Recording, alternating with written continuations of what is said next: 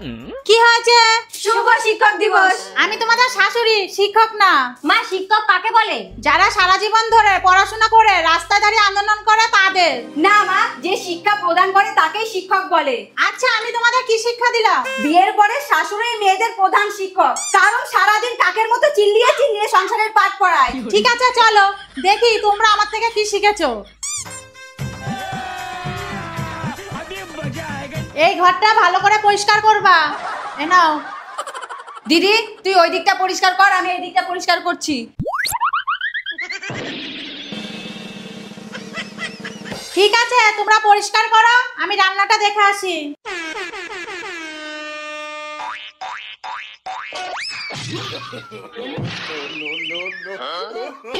কি হলো, কোথায় যাচ্ছো? মা, এই ঘরে না একটুও ঝুল নেই, আমার ঘরে অনেক ঝুল আছে, ওখান থেকে এনে এখানে লাগিয়ে পরিষ্কার করে দিচ্ছি।